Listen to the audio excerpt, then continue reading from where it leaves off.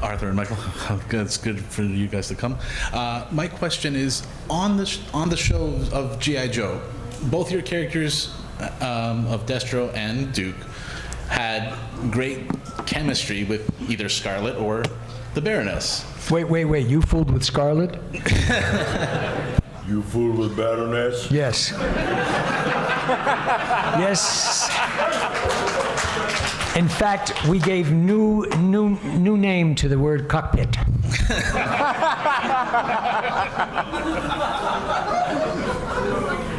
If only Duke had a cock. Oh, talk about compounding. I've been waiting for months to do that. Yes. He is, ladies and gentlemen, Michael Bell is the proud possessor of an acid, quick tongue, and he. That's it, lady. That's what she said. Yeah. Because that's all you've got. Mm-hmm. There's the laugh. We were also rivals, and I think in cartoon life.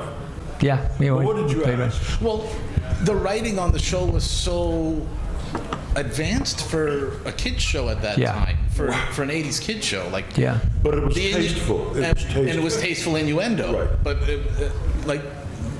did the director actually tell you guys to do that, or did you guys just go with the flow? No, we did it. We improvised somewhat. Mike and I and Chris and others talked to the writers who wanted to talk to us, and that was the doing of Chris Collins. He wanted the writers to talk to us, those who have a classical education in the theater. And what's important is that Wally, if we just let's just take 30 seconds, because he just passed away, because we all loved him. I love him. Let's just take 30 seconds of silence, okay? Just 30 seconds.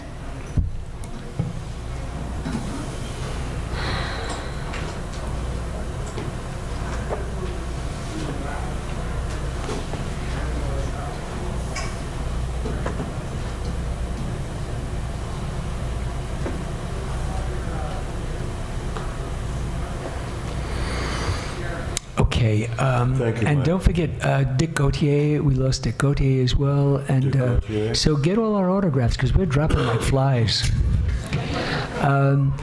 He was a wonderful director in that he allowed the actor the ability to do what they do. When you hire somebody as a director, you can guide them, you can nudge them a little bit, but you have to allow the actor to do what they do. The only downfall the only problem we had with Wally is that Wally wanted to play all the roles. Thank you.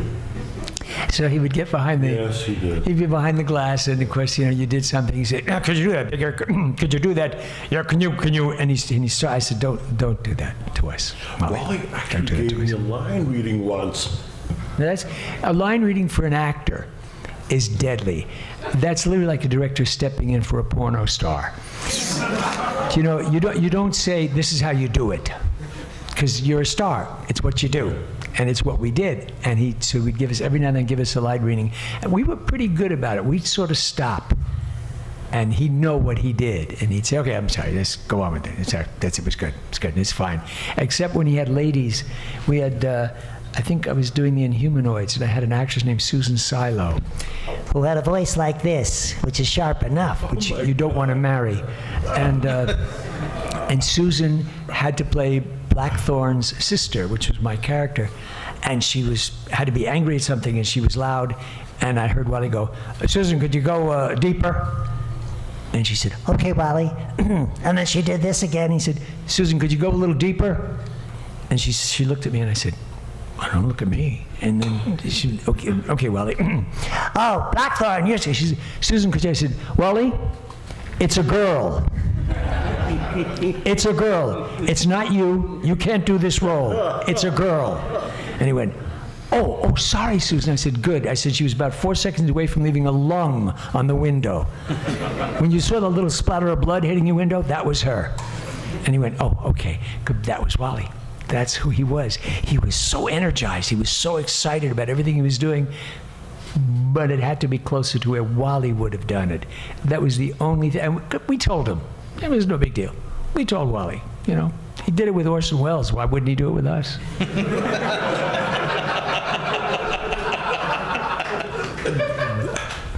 May I speak now? No, go right ahead.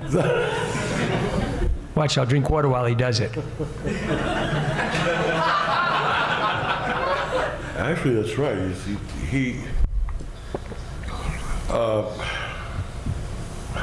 You wanted to speak, for Christ's sake, speak. I'm trying to remember what I wanted to say. I lost it after all that peroration of yours, which is right. He was right. Wally, and I said, Wally, I'm not going to do it the way you want me to do it. And I walked out. And he said, come back here, do it the way, I'm sorry. And I said, okay. You know, but I could do that because I was one of the mainstays of the show. If you weren't, then, you know, don't let the doorknob hit you with a good Lord split you. That was, you know, and I'd been there.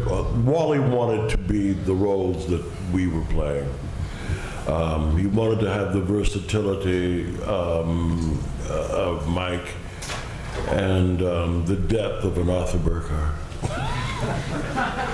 But yeah, no, he couldn't do that. But he could direct very well.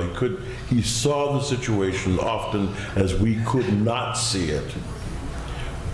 He also wanted to do something that our facial, you notice that you're speaking with somebody, their faces change. That's called nuance.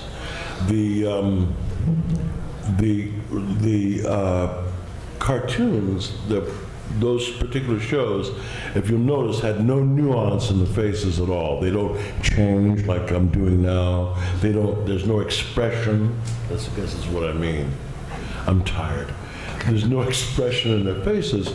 And so Wally would help us with little things that we could say and do that would give us the nuance or the idiosyncrasies that we wanted to play. Am I right? Do you understand what I'm saying? Absolutely not. Okay. Yeah. Not a clue. I didn't think so either. But I want to simplify it.